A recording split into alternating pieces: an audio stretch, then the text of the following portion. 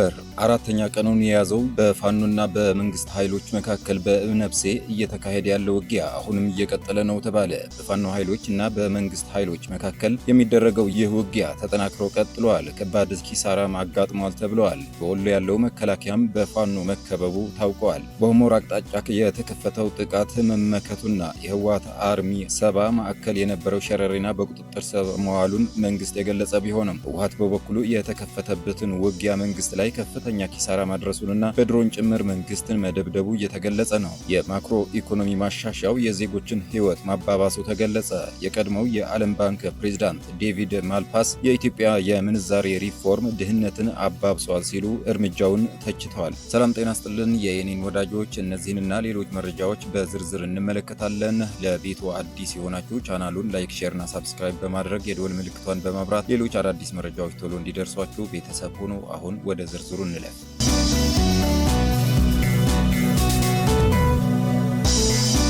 አራተኛ ቀኑን የያዘው የእብነብሴ ውጊያ አሁንም እየቀጠለ ነው ተባለ። በፋኖ ኃይሎችና በመንግስት ኃይሎች መካከል የሚደረገው ይህ ውጊያ ተጠናክሮ ቀጥሏል። ከባድ ኪሳራም አጋጥመዋል። የመከላከያው የ25ኛ ክፍለ ጦርም ምክትል አዛዥ ኮሎኔል ጸጋይና የክልሉ አድማ ብተና አዛዥ ኮሚሽነር ሞላ የሚመሩት የመከላከያ ኃይል አድማ ብተና የሚሊሻና የፖሊስ ጥምር ጦር በአባይ ሸለቆ አነጋጋ አካባቢ የእብነብሴ ሳር ምድር በተባለ ስፍራ ቢኤም መድፍና ዙ 23 እንዲሁም 4 ሞርታሮችን አሰልፎ ኃይል ይዞ ከገባው ሰራዊት ጋር የፋኖ ኃይሎች ከባድ ውጊያ እያደረጉ እንደሚገኙ ታውቋል። አራተኛው ቀኑ የያዘው ይህ ከባድ ውጊያ የመንግስት ኃይሎች ዓላማው የፋኖ ኃይሎችን በሸለቆው ውስጥ ውጦ ለማስቀረት ነው ያሉት ምንጮቹ ከ74ኛ ክፍለ ጦር አባይ ሸለቆ ሻለቃ በከፍተኛ ሁኔታ እየተፋለመች እንዳለና በሁለቱ ወገን ከባድ ሰብአዊ ኪሳራ እንዳጋጠመ ተገልጿል። ትግራይን ለመውጋት ከ8 በላይ እዝ ሰሜን ወሎ አካባቢ የተከማቸው የመንግስት ጦር ከትላንት በስቲያ ጀምሮ በፋኖ ኃይሎች እንደተከበበም እየተገለጸ ይገኛል።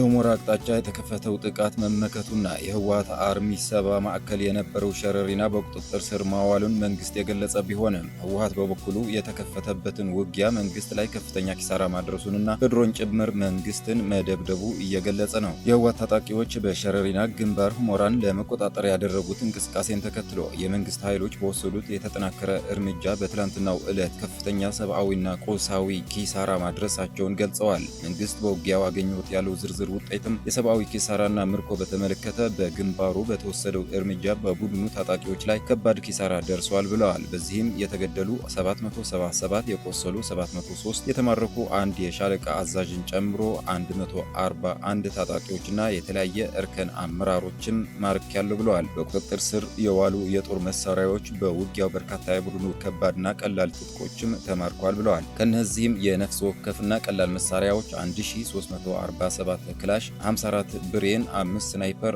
6 አርፒጂ ከባድ መሳሪያዎች፣ 3 ዙ 23 ፓትሮል መኪና ላይ የተጠመዱ 2 ኮርኔት እና 1 የ107 ሮኬት ተማርከዋል ብለዋል። ሞርታሮችም አንድ የ120 ሞርታር፣ አንድ ደግሞ የ82 ሚሜ ሞርታር እንዲሁም 2 ልዩ ሞርታሮች ምንነታቸው በምርመራ ላይ ያሉ፣ የቡድን መሳሪያዎችም 9 ዲሽቃና 1 የዲሽቃ እግር፣ የመገናኛ መሳሪያ 183 ሬዲዮ የተማረኩ ናቸው። የተማረኩ ተሽከርካሪዎችና ሎጂስቲክስም ከጦር መሳሪያ በተጨማሪ ለቡድኑ ሎጂስቲክስ ሲያገለግሉ የነበሩ ንብረቶችም በቁጥጥር ስር ውለዋል ብለዋል። ከነዚህም 2 ኦራል የጭነት መኪናዎች፣ 2 ፓትሮል ተሽከርካሪዎች፣ 2 ጄኔሬተሮች፣ ተጨማሪ ሎጂስቲክስ፣ የጥይት ዲፖዎች፣ የሕክምና ቁሳቁስ፣ መድኃኒቶች፣ የተለያዩ ተተኳሾች እንዲሁም የደረት ትጥቆች፣ የመኪና መለዋወጫዎችና ነዳጅ ዘይት ተገኝተዋል ብለዋል። አንድ የአርሚ 70 አባል የሆነ ከሱዳን ሸረሪን አካባቢ የነበረውን ሁኔታ ሲያስረዳ ዛሬ ማታ ሁመራን እንገባለን ዝግጁ ሆኑ የሚል ትዕዛዝ ወርዶልን ነበር። ሙሉውን ሌሊት ስንጓዝ አደርን። ሊነጋ አካባቢ ከየት እንደመጣ የማይታወቅ መሳሪያ ከሰማይ እየወረደ ምንም ድምፅ የሌለው ነገር መሬት ላይ ሲያርፍ ብቻ ድምፅ ማሰማትና መፈንዳት ጀመረ።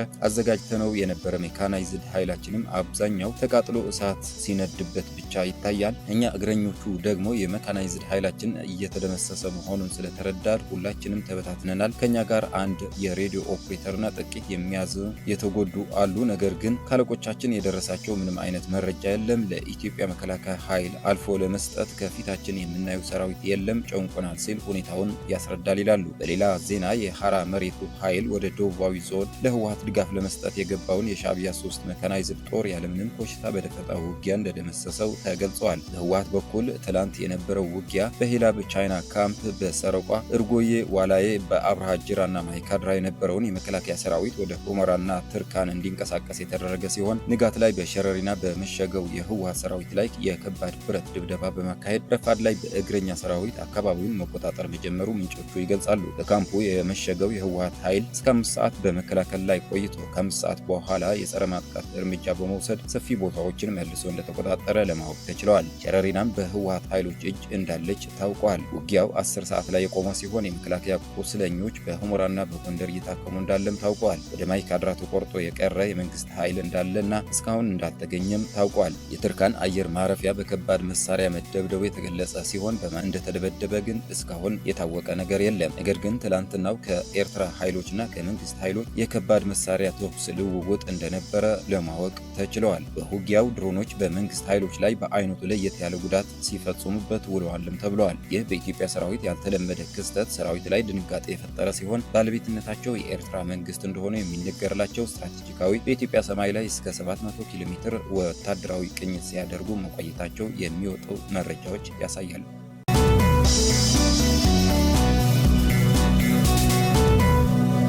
የማክሮ ኢኮኖሚ ማሻሻያው የዜጎችን ሕይወት ማባባሱ ተገለጸ። የቀድሞው የዓለም ባንክ ፕሬዝዳንት ዴቪድ ማልፓስ የኢትዮጵያ የምንዛሬ ሪፎርም ደህንነትን አባብሰዋል ሲሉ እርምጃውን ተችተዋል። ማልፓስ የኢትዮጵያ ብር መዳከምና የውጭ ምንዛሬ ማሻሻያዎች ደህንነት በከፍተኛ ሁኔታ ማባባሳቸው በመግለጽ በብር ደሞዝ የሚከፈላቸው ሰዎች ገበያቸው እጅግ ቀንሷል ሲሉ ተናግረዋል። በተቃራኒው ጥቂት ቡድኖች የውጭ ምንዛሬን እና የሀገር ውስጥ ብድርን በልዩ ሁኔታ ማግኘት በመቻላቸው ተጠቃሚ መሆናቸውን ጠቁመዋል። ማልፓስ ስታንሊ ፊሸር መታሰቢያ በተሰኘ መድረክ ላይ ባቀረቡት የፖሊሲ ጥናት ላይ ኢትዮጵያን በዋና ምሳሌነት የተጠቀሙ ሲሆን ሀገሪቱ የእርሻ መሬት፣ የተፈጥሮ ሀብት፣ የውሃ፣ ተስማሚ የአየር ንብረትና የሰው ኃይል አቅም ያላት በመሆኗ ትልቅ የእድገት አቅም ያላት ሀገር እንደሆነች ገልጸዋል። የዓለም ባንክ በኢትዮጵያ ውስጥ ወደ 200 የሚጠጉ ፕሮጀክቶች በገንዘብ መደገፉንና 43ቱ አሁንም በሂደት ላይ እንደሚገኙ የጠቆሙት ማልፓስ ሆኖም የሀገሪቱ የነፍስ ወከፍ ገቢ አሁንም ከ$1100 አካባቢ በመሆኑ ከዓለም ድሃ ሀገራት አንዷ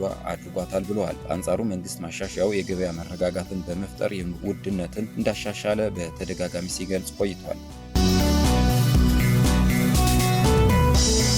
ክቡራን የኤኤንኤን ወዳጆች የዛሬ ዜናዎቻችን እነዚህ ይመስሉ ነበረ። ሌሎች መረጃዎች ቶሎ እንዲደርሷችሁ ቻናሉን ላይክ፣ ሼር እና ሳብስክራይብ በማድረግ የደወል ምልክቷን በማብራት ቤተሰብ ሆኑ። መልካም ጊዜ